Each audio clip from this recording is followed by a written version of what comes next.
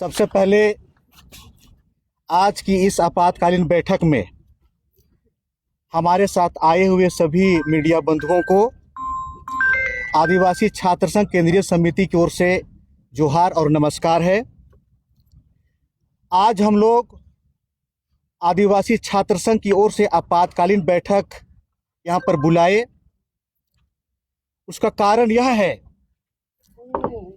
कि JPSC, GSSC और CGL के मामले में झारखंड सरकार के द्वारा जो निर्णय लिए गए वो सभी आंदोलनकारी छात्रों के द्वारा जो मांग की गई उसी अनुरूप लिया गया। और इस निर्णय लेने से पहले हमारे राज्य के मुख्यमंत्री माननीय श्री हेमंत सोरेन ने छात्रों से आग्रह किया था कि एक लीगल कमेटी हम लोग बना देते हैं ताकि आने वाला दिन में किसी प्रकार का कहीं पर न्यायपालिका में बाधा उत्पन्न ना हो। उस परिस्थिति में आंदोलनकारी छात्रों ने उस बात को स्वीकार नहीं किया और परीक्षा रद्द की बात ठानी। अंततः झारखंड सरकार ने परीक्षा को रद्द किया और ये मामला चला गया कोर्ट में। क्योंकि पीड़ित पक्ष इस मामले को लेके हाईकोर्ट गए और हाईकोर्ट ने स्टे ऑर्डर लगाया।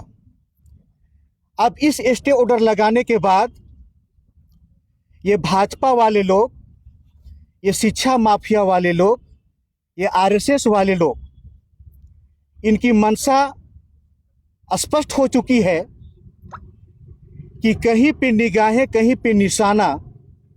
ये कहावत यहाँ पर चल रही है कि भाजपा यहाँ पर छात्र के बहाने इस राज्य की सत्ता प्राप्त करना चाहती है और यहाँ पर बेगानी शादी में अब्दुल्ला दीवाना की तरह भाजपा और आरएसएस के लोग छात्रों के मुद्दों पर इतनी ज़्यादा उतावलापन दिखा रहा है लोग कि सबसे ज़्यादा चिंता तो भाजपा को है, आरएसएस को है, शिक्षा माफिया को है, छात्रों को नहीं है।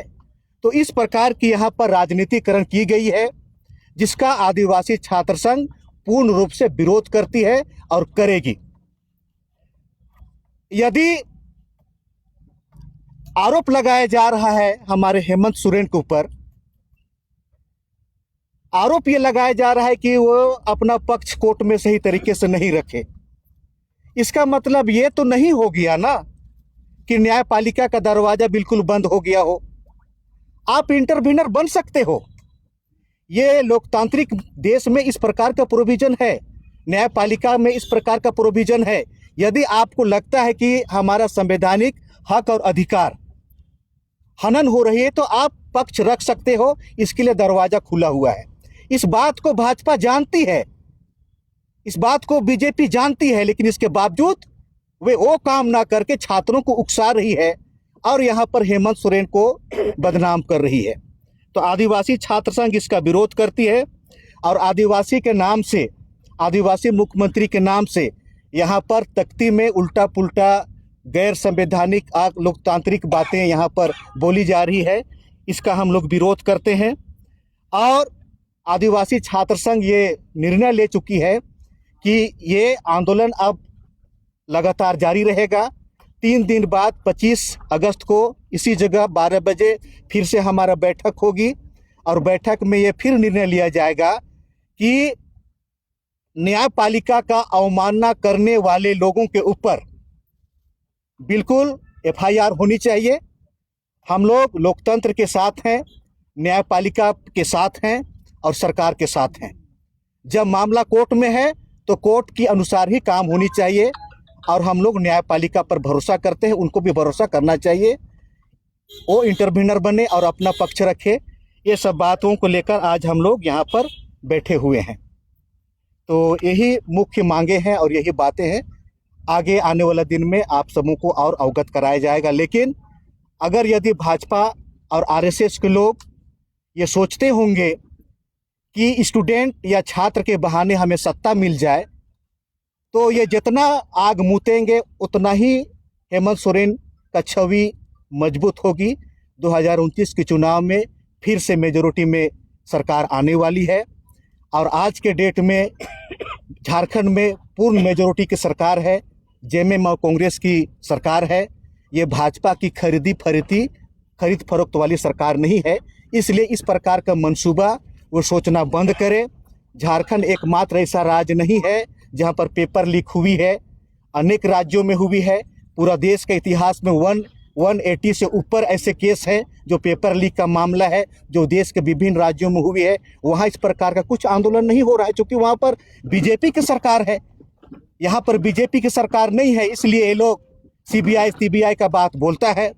प्रथम और द्वितीय जेपीएससी का मामला, जिस समय यहाँ पर बाबूलाल मरांडी मुख्यमंत्री थे, भाजपा की सरकार थी, वे मामला भी आपका सीबीआई में लटका हुआ है।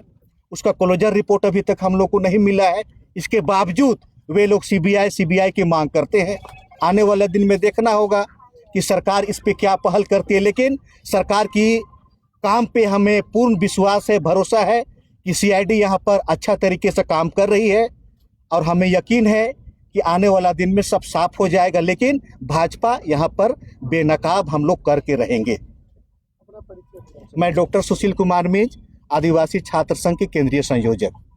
जो आंदोलन चला और आंदोलन को देखते हुए यह सरकार, झारखंड सरकार ने एक बहुत बड़ी जांच कमेटी बनाई, जिसमें डीएसपी तो हमको लगता है कि बहुत ज़्यादा जनसंख्या में है और ऊपर रैंक के भी लोग हैं, और जांच सही दिशा में चल रहा है और कुछ लोग पकड़े भी गए। इस दरमियान मैंने कुछ लोग, जो लोग पास हैं, जो उम्मीदवार लोग पास हैं, जो मेहनत करके आए थे, वो न्यायालय के शरण में गए। और न्यायालय जो सरकार से जो इन लोग का डिमांड था, जो छात्रों का, कि ये सीजीएल और जेपीएससी और सीजीएल और जेसीसी का जो परीक्षा है, इसको रद्द किया जाए, तो झारखंड सरकार रद्द कर दिया। इसी के विरोध में जो बाकी लोग जो न्यायालय के शरण में गए थे, तो न्यायालय ने इसको स्टे कर दिया। स्टे होने के बाद में जब न्यायालय स्टे दिया, तो फिर से छात्र लोग माने आंदोलन कर रहे हैं। माने ये राजनीतिकरण हो गई है। कुछ शिक्षा माफिया जो कोचिंग चलाते हैं, कुछ बीजेपी के नेता लोग जो हैं, वो छात्रों के कंधों पर रखकर बंदूक चला रहे हैं और ये सरकार को बदनाम करने का काम कर रहे हैं।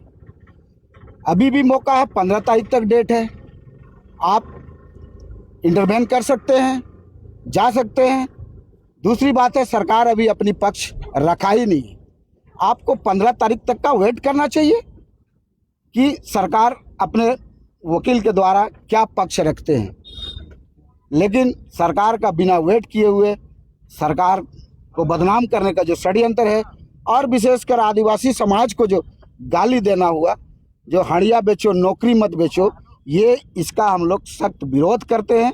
क्योंकि हड़िया हम लोग का परंपरा से रिलेटेड है और वो आयुर्वेदिक जड़ी बूटी के द्वारा बनता है। उसका व्यवसायीकरण का मैं भी विरोध करता हूँ, लेकिन जो प्रसादी के रूप में जो होता है, उसे हमारा समाज ग्रहण करता है। और ऐसी तुच्छ मानसिकता वाले लोग जो हैं, जो हमें तुच्छ समझते हैं आदिवासियों को, मैं उनका कड़ी विरोध करता हूं। और जरूरी पड़ेगा तो आदिवासी छात्र संघ उसके लिए भी आंदोलन करेगी। मैं आदिवासी छात्र संघ के संयोजक सुरेश टप्पो।